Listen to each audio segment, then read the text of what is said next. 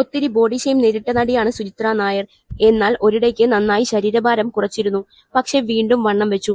എന്നാൽ ഇപ്പോൾ വീണ്ടും സ്ലിം ബ്യൂട്ടിയായി എത്തിയിരിക്കുകയാണ് സുചിത്ര നായർ. ഇത് എങ്ങനെ സാധിച്ചു എന്ന ചോദ്യത്തിന് രസകരമായ മറുപടിയാണ് സുചിത്ര പറഞ്ഞത്.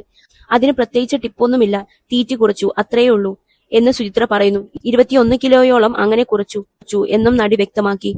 ഏഷ്യാനെറ്റിൽ സംപ്രേഷണം ചെയ്തിരുന്ന വാനമ്പാടി എന്ന സീരിയലിലൂടെയായിരുന്നു സുചിത്രയുടെ ഇൻഡസ്ട്രിയിലേക്കുള്ള അരങ്ങേറ്റം. പ്രായത്തേക്കാൾ പക്വത ആവശ്യമായതിനാൽ ആ സീരിയലിന് വേണ്ടി വണ്ണം കുറയ്ക്കേണ്ടി വന്നില്ല.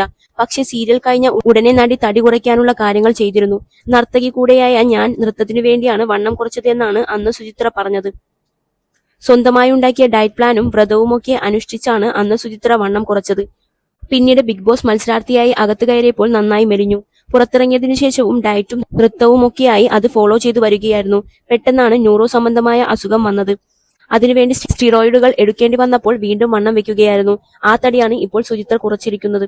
ബിഗ് ബോസിന് ശേഷം പിന്നെ സുചിത്ര മിനിസ്ക്രീനിലേക്ക് തിരിച്ചെത്തിയിട്ടില്ല. ഒരു സിനിമയെങ്കിലും അഭിനയിക്കണം എന്നതായിരുന്നു സുചിത്രയുടെ വലിയ ആഗ്രഹം. അങ്ങനെ ലഭിച്ച ആദ്യ ചിത്രം തന്നെ മോഹൻലാലിനൊപ്പമായിരുന്നു. ലിജോ ജോസ് പല്ലിശ്ശേരിയുടെ സംവിധാനത്തിൽ മലൈക്കോട്ടെ വാലിബൻ എന്ന ചിത്രത്തിലെ ചെറിയ വേഷം ശ്രദ്ധ നേടുകയും ചെയ്തു.